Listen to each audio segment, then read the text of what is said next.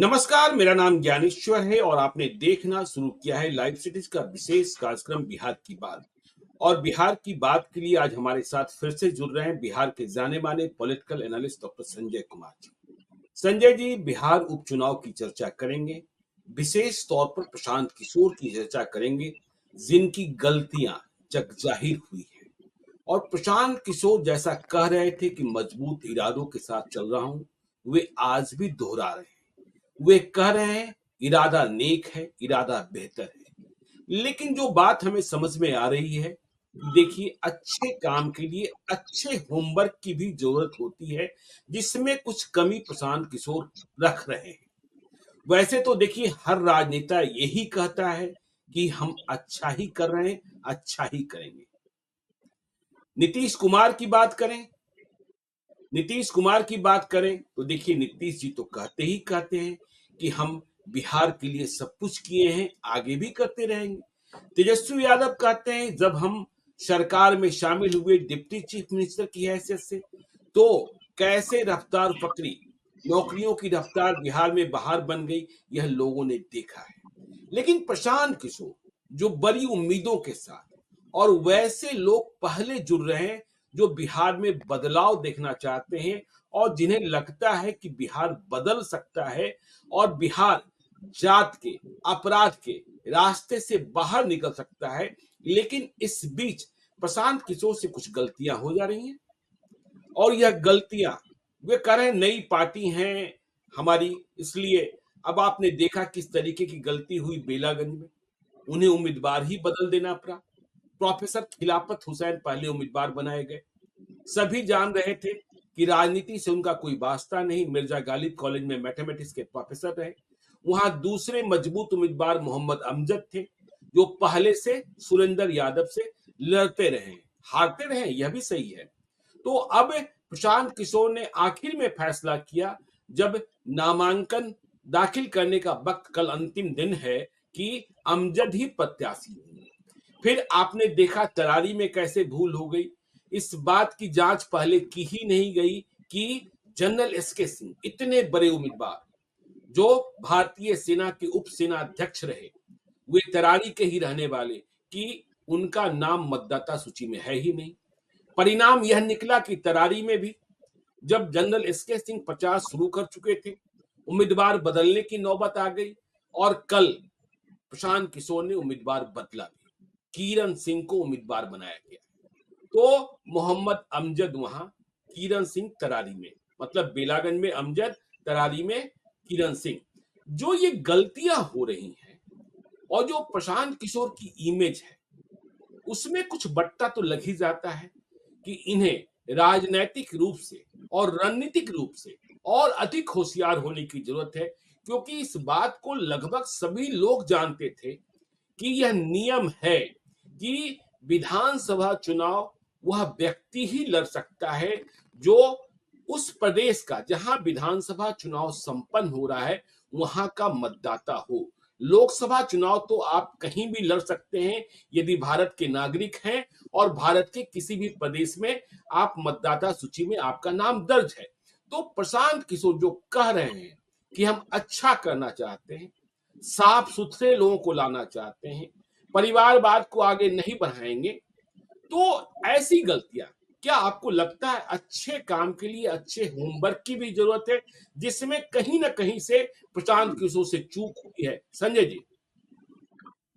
अब बिल्कुल उम्मीद तो की जा रही थी कि प्रशांत किशोर हर जगह होमवर्क को ठीक से कर करके और बिल्कुल। पब्लिक डोमेन में चीजों को लाए, जी। लेकिन ये दो गलतियां जो दिख पड़ी कैंडिडेट को लेकर के, तो सब लोगों ने कहा कि अब बिल्कुल। इनसे बेहतर और कैंडिडेट कौन हो सकते हैं। एक तरफ लेफ्टिनेंट जनरल, एक तरफ इसके ठीक है वो मैथमेटिक्स के प्रोफेसर रह चुके हैं मिर्जा गालिब कॉलेज में, उम्र के पड़ाव पर जहां भी हो, लेकिन एक अनुभवों की एक अच्छी श्रृंखला, एक अच्छा चरित्र जीने वाला व्यक्ति को उम्मीदवार बनाया। लेकिन जो बिल्कुल। होमवर्क की बात हो रही है, देखिए, कोई बनी बनाई हुई व्यवस्था के लिए काम करना और खुद व्यवस्था को बनाना, दोनों दो चीजें हो। तो बिल्कुल। प्रशांत किशोर जी एक रणनीतिकार के रूप में सफल जरूर रहे हैं, और उनकी सफलता बिहार, बिहार के बाहर केंद्र में हर जगह दिखी, इसमें कोई जी दो मत नहीं। शायद प्रशांत किशोर जी की टीम जो काम कर रही है, उम्मीदवार के चयन पर तो बहुत ही ज्यादा फोकस कर दिया कि हमारे बिल्कुल उम्मीदवार वैसे हों जिन उम्मीदवारों को लेकर के बिहार के लोगों का परसेप्शन बदल जाए कि अब हम्म, राजनीति में अच्छे लोगों की भी पूरी गुंजाइश है। और एक पार्टी बिल्कुल ऐसी आई है बिहार में जहां पर केवल और केवल आपको अच्छे लोग दिखेंगे, वहां न जाति जी दिखेगी न कोई धर्म दिखेगा। लेकिन हाँ, कुछ चीजें छूटी है। अब मान लिया जाए कि अब इनको या इनके जो लोग हैं जो रणनीति में होंगे बनाने में या उम्मीदवार चयन के बाद जो होमवर्क कर रहे होंगे, जरूर होमवर्क कर लेना चाहिए कि क्या लेफ्टिनेंट साहब वो यहाँ के बिहार के उस मतदाता क्षेत्र के मतदान केंद्र पर उनका नाम है, जी मतदाता सूची में नाम उनका है या नहीं। अगर उन्होंने उस वर्क पर ध्यान नहीं दिया, उस काम को नहीं ध्यान दिया, तो मैं मानूंगा कि ये ट्रायल एंड एरर है, चीजें अभी इनसे जी छूटे। जहां हम्म तक बेलागंज की बात हम्म है, उम्मीदवार परिपक्व, पढ़े लिखे हुए, सब कुछ दिख रहे थे। लेकिन राजनीति में एक कहावत है कि पार्टियां बाघ के साथ बाघ को लड़ाती।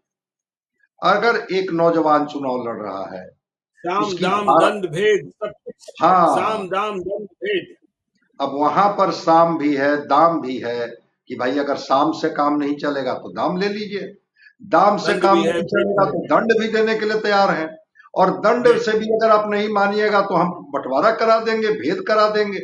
तो साम बिल्कुल दाम दंड भेद, और उसके बाद भी नहीं मानिएगा तो भय भी दिखाएंगे कि तीसरा जी नेत्रे खोल देंगे हम।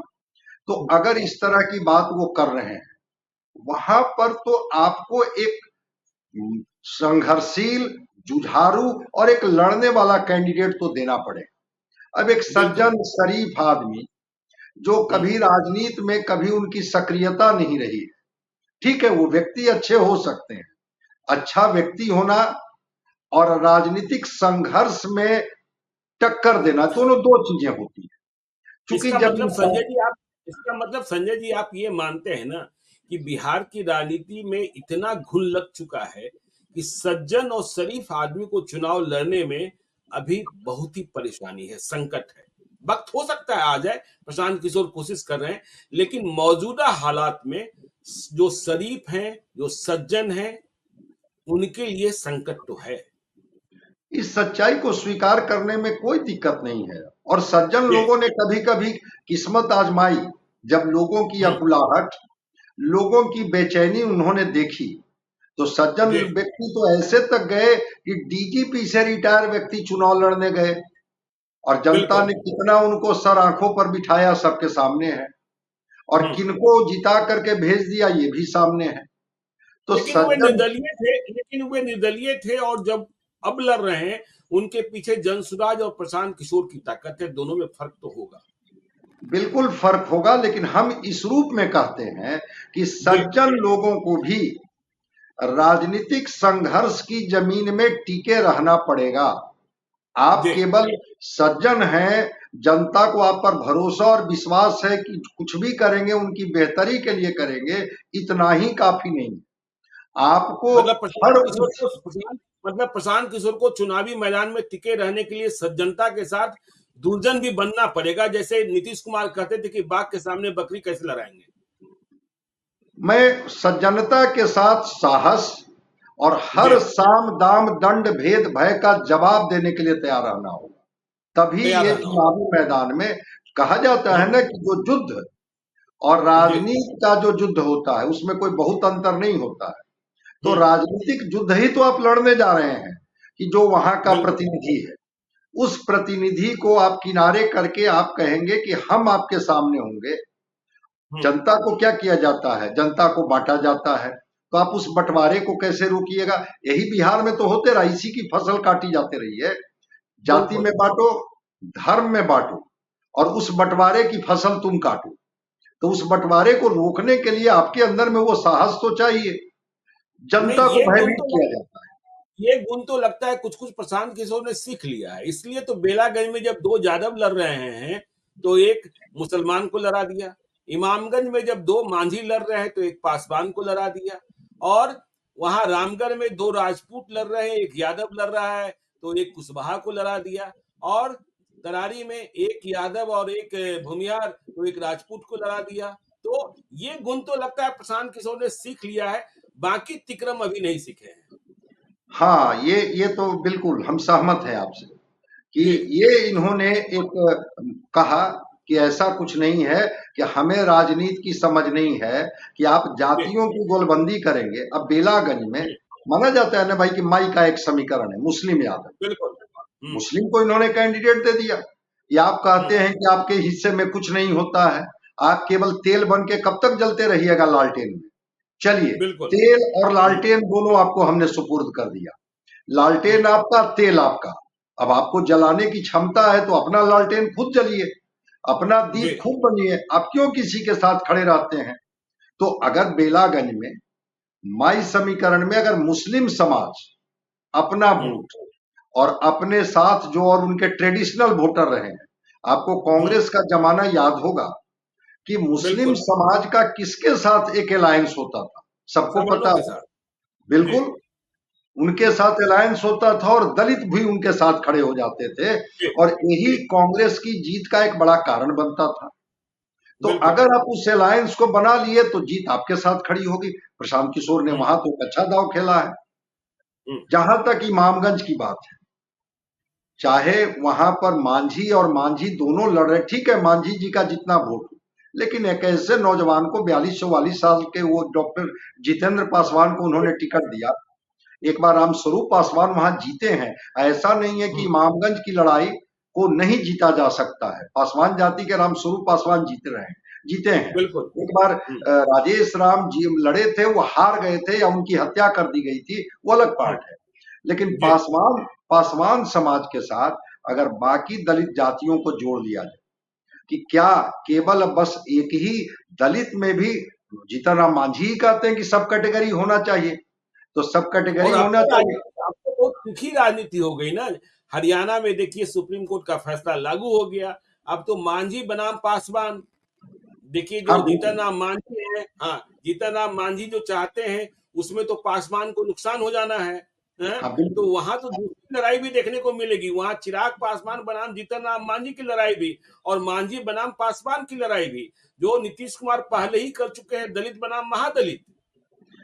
उसमें दो चीजें हैं, वहां रविदास की भी संख्या बहुत अच्छी है जी, इमामगंज में, और जी, पासवान की भी संख्या अच्छी है। और जी, पासवान और रविदास दोनों के वोट को अगर आप जोड़ देंगे तो वो मांझी हम्म, के वोट के करीब करीब बराबर है। तो अगर दो जी, मांझी लड़ रहे हैं और हम्म, एक पासवान लड़ रहे हैं, वहां भी प्रशांत किशोर जी ने जातीय आधार पर ही सही, लेकिन बिल्कुल, कैंडिडेट के चयन में कोई गलती इन्होंने नहीं की। जी, तरारी की बात है, तो तरारी में इन्होंने अगर लेफ्टिनेंट जनरल एस के सिंह नहीं लड़ पा रहे हैं, तो हम्म, सामाजिक कार्यकर्ता, एक सामाजिक जीवन में मजबूत उपस्थिति रखने वाली महिला को उन्होंने उन पर मीना, दाव लगाया कि भाई आप बिल्कुल, लड़िए। अगर आपके हम्म, सामाजिक सरोकार रहे हैं, सामाजिक जीवन में आप लड़ते भिड़ते रही है, तो जाइए जनता के बीच में कि हमको जन सुराज पार्टी चुनाव लड़ा रही है, बस हम हम्म, हमारे साथ आपका वोट खड़ा हो जाएगा तो हम एक बेहतर प्रतिनिधित्व के रूप में देंगे, और इसके साथ एक और ठीक जी, है, जिस कारण से भी लेफ्टिनेंट साहब का नहीं लड़ पाए, वो मतदाता सूची में नाम नहीं जुड़ पाया, एक महिला उम्मीदवार तो बिल्कुल, इन्होंने दिया। अगर महिलाओं की बात बिल्कुल, करते हैं, अब बात जी, चाहे जितनी कर लें कि आधी आबादी आधी आबादी आधी आबादी, आधी आबादी का प्रतिनिधित्व किसने दिया भाई? वो तो हम्म, जनसुराज ने दिया। तो और इस वह भी बात सुनील को, पांडे के बेटे के खिलाफ लड़ने को, और वो भी मामूली बात, सुनील पांडे के बेटे के खिलाफ लड़ने को, राजू यादव के जी, खिलाफ लड़ने के लिए। अब बिल्कुल, राजू यादव की क्या पृष्ठभूमि रही है सबको पता है तरारी में। हम्म, सुनील जी, पांडे कौन है, और जब उनके बेटे लड़ेंगे ये भी सबको पता है कि ये कौन है।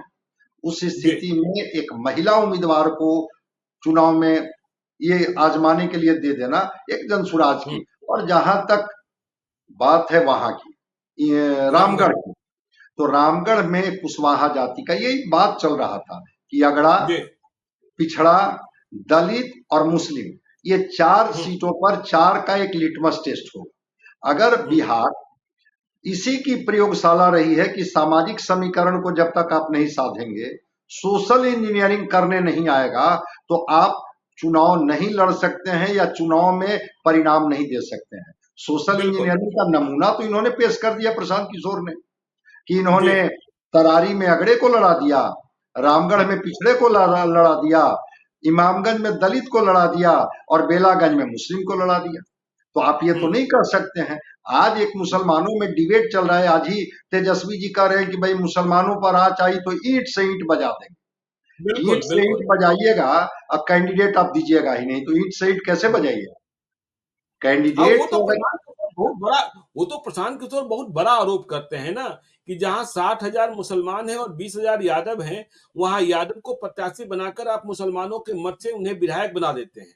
लेकिन जहां 20,000 यादव हैं, जहां 60,000 यादव हैं, 20,000 मुसलमान हैं, वहां आप किसी मुसलमान को यादवों का मत नहीं दिला पाते हैं। तो यादव मुसलमान के मत से विधायक बन गए, लेकिन यादव के मत से मुसलमान विधायक नहीं बन पाते हैं। भाई आपका उदाहरण है ना अररिया और मधुबनी में जो अभी जो दृश्य आया, जी। 43% मुस्लिम आबादी है अररिया में। क्या बिल्कुल। यादवों ने वोट दिया? अगर वोट हम्म। देते तो शायद वहां से प्रदीप सिंह चुनाव नहीं जीत पाते। जी। अगर मधुबनी में वोट मिलता तो क्या वो हम्म। वहां से अशोक यादव चुनाव जीत जाते? दोनों तो सिवान। सिवान सिवान। जी। केस स्टडी देख लीजिए। तो भाई बिल्कुल। मुसलमानों का वोट तो आपको मिलता है, लेकिन हम्म। आपका वोट उनको कहाँ मिलता है? आप बता दीजिए कि यहाँ पर हम्म। यादव समाज का वोट मिलता है उनको।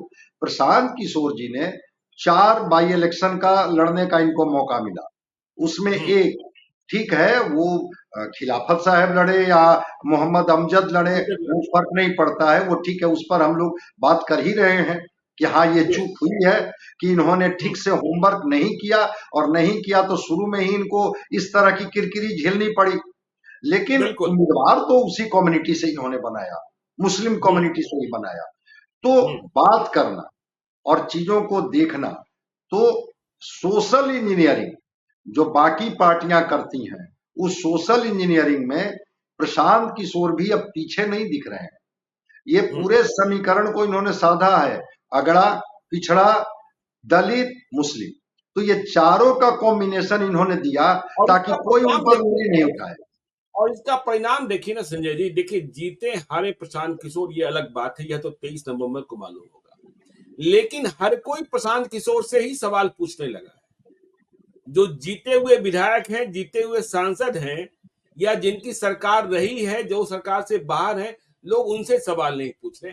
मुझे बड़ा आश्चर्य हो रहा था कि लोग जनरल एसके सिंह से सवाल पूछ रहे थे, लेफ्टिनेंट जनरल एसके सिंह से, कि उन्होंने कितनों को नौकरी दी।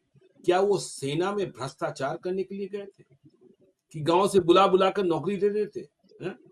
फिर ये लोग ही क्या कहते कि ये तो सेना में भ्रष्टाचार कर रहे थे। प्रशांत किशोर ने अपना उदाहरण दिया कि मैंने अपने ही गांव से किसी को नौकरी नहीं दी है, क्योंकि मैं यूनेस्को में चला गया था, मैं क्या नौकरी देता। तो अब हर सवाल जो है सत्ता की, मतलब राजनीति की धुरी में प्रशांत किशोर पहुंच गए हैं, कि उनके ही उम्मीदवार से पूछा जा रहा है, जो पहले से जीतते और हारते रहे हैं, उनसे अब कोई नहीं पूछ रहा है। तो चुनौती तो बन ही गए ना। निश्चित रूप से चुनौती ही नहीं बने हैं, एक उम्मीद भी बने हैं। जी। उम्मीद इस रूप में बने हैं कि हम्म। लोगों की जहां अपेक्षा होगी वहीं शिकायत बिल्कुल। भी होती है। हम्म। वहीं पर लोग कहते भी हैं कि आपने मेरे लिए क्या किया। जहां अपेक्षा ही नहीं होगी वहां आप क्या इस तरह की शिकायत करेंगे? तो रह गई बात कि प्रशांत किशोर से अपेक्षा तो लोगों की बढ़ गई है, क्योंकि बाकी जी। पार्टियों को लोगों ने देखा। हम्म। 34 साल का कालखंड का जो जो बच्चा अगर 90 में पैदा हुआ होगा, 24 में 34 साल तो उसकी उम्र हो गई होगी। तो बिल्कुल। 34 साल का नौजवान के मन में दोनों कालखंड को उसने देखा। लालू हम्म। प्रसाद जी को बचपन में अगर होगा तो उनकी कहानियां सुनी होगी, 10 बरस, जी। 12 बरस, 14 बरस का वो उसकी उम्र होगी तो वो तस्वीर देखी होगी।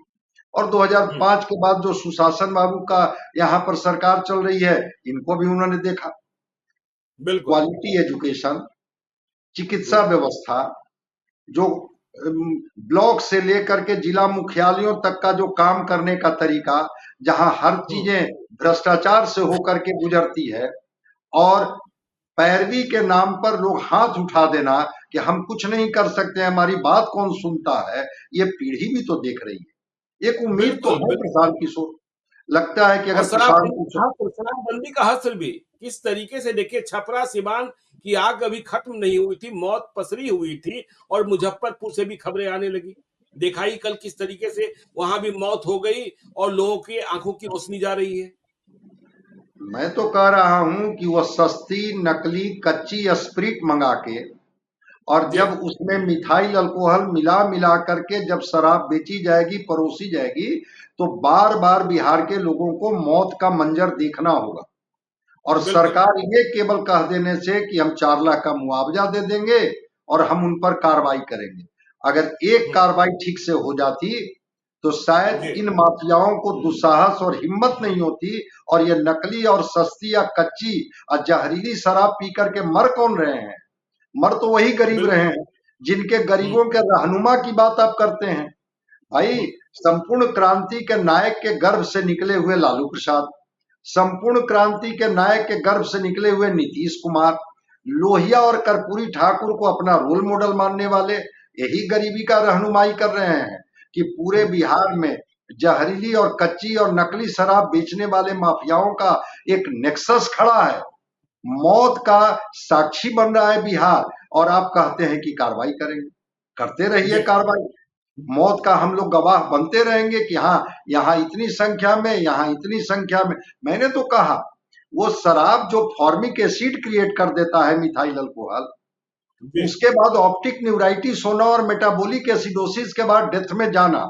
और एक और मैंने बिल्कुल। कहा था केस स्टडी कि जी जितने भी लीवर के पेशेंट बढ़े हैं बिहार में इस तरह के बिल्कुल। कच्ची और नकली शराब पीने के बाद, उनकी मौत तुरंत नहीं होती है, इसलिए आंकड़ों में गिनती नहीं होती है, लेकिन उनके परिवार की पूरी आमदनी चली जाती है उनके इलाज में, और 2 4 5 साल के बाद वो लीवर सिरोसिस से उनकी डेथ हो जाती हम्म। है। भाई, अगर कार्रवाई होती, हम देख रहे हैं जो 3S पर हम लोग बात करते हैं, शराब, जी सर्वे और स्मार्ट मीटर, नहीं, लोक देखिए कल्याणकारी बात। देखिए सरकार की होशियारी देखिए।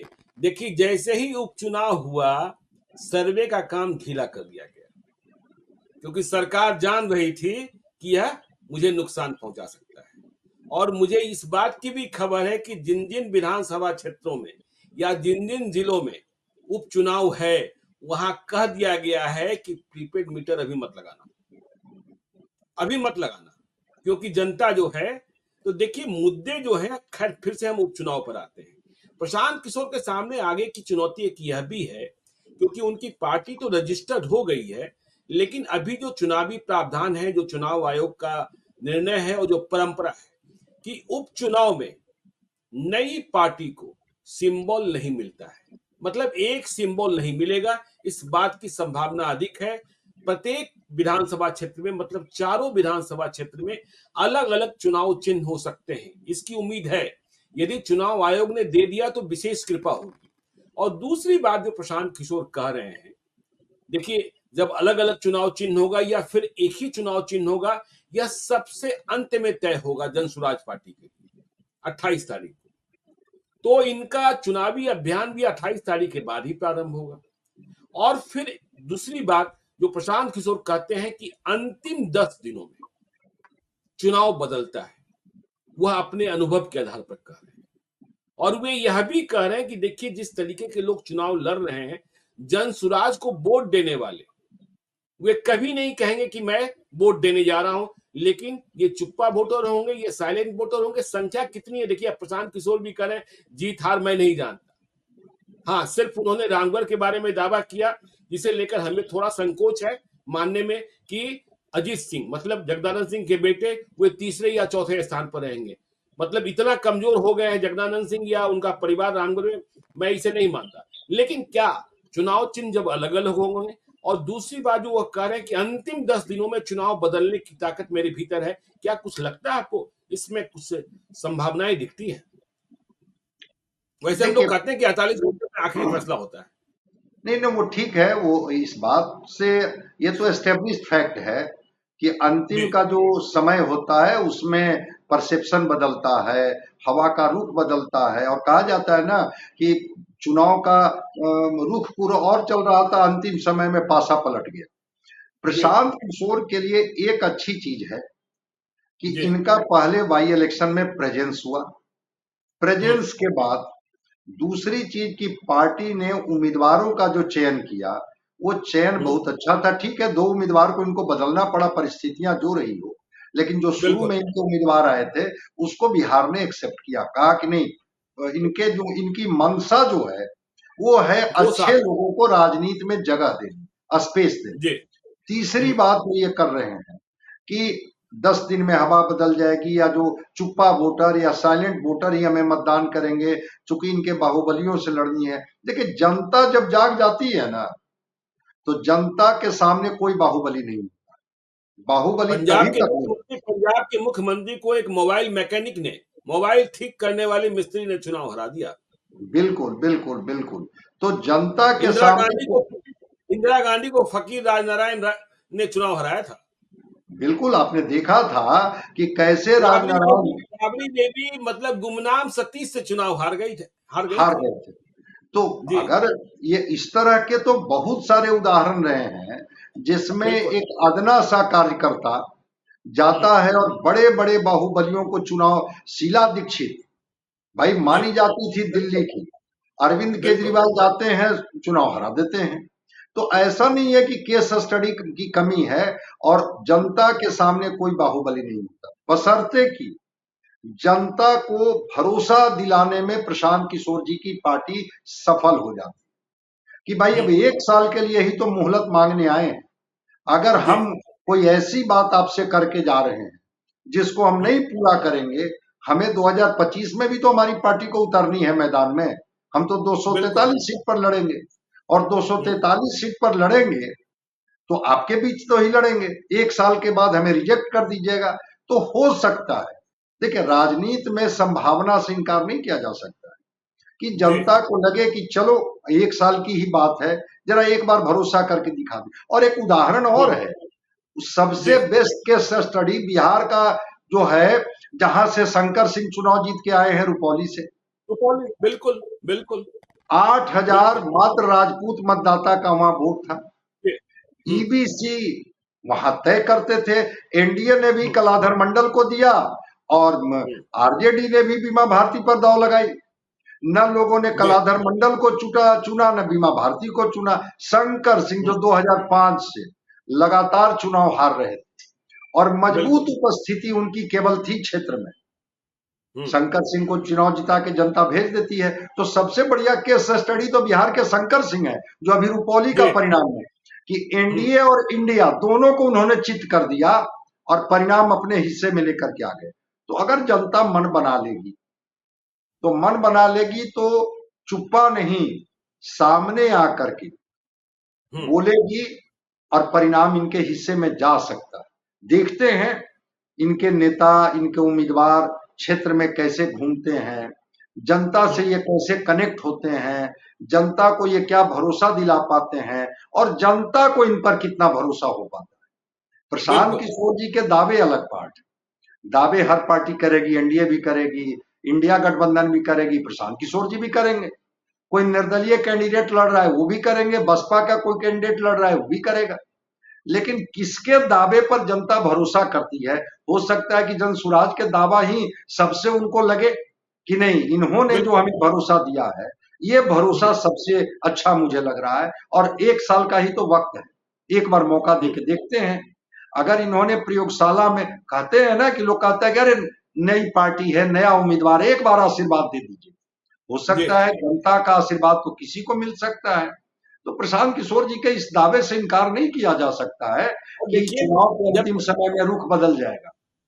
जब कोई नई दुकान खुलती है तो वहां आसपास रहने वाले लोग कहते हैं चलो एक बार देख तो लेते हैं, दोबारा जाएंगे कि नहीं जाएंगे ये दूसरी बात है। लेकिन एक कमजोर कड़ी जो दिखाई पड़ रही है ना मुझे, कि प्रशांत किशोर की पदयात्रा इन चारों विधानसभा क्षेत्रों में पहले नहीं हुई है, इसलिए इन्हें अधिक मेहनत करने की जरूरत है। और 28 तारीख के बाद समय भी कम बचेगा, लेकिन प्रशांत किशोर अपनी रणनीति के लिए जाने जाते हैं। और जीतना हारना प्रशांत किशोर ने कही रखा है कि 2025 नहीं छोड़ने जा रहे हैं, 2030 भी नहीं छोड़ने जा रहे हैं। तो बिहार के मैदान में टिके रहें तो सफलता मिल सकती है। अब देखिए आगे क्या है, जनता मालिक है, तो हम लोग बिहार की बात करते रहेंगे, बिहार की चर्चा करते रहेंगे। आप देखते रहिए लाइव सीरीज को। यदि अब तक आपने हमारे यूट्यूब चैनल लाइव सीरीज को सब्सक्राइब नहीं किया है तो जरूर कर लीजिएगा, और यदि इस वीडियो को आप फेसबुक पेज के माध्यम से देख रहे तो पेज को लाइक कीजिएगा, ट्विटर पर भी हमें फॉलो कीजिए। धन्यवाद।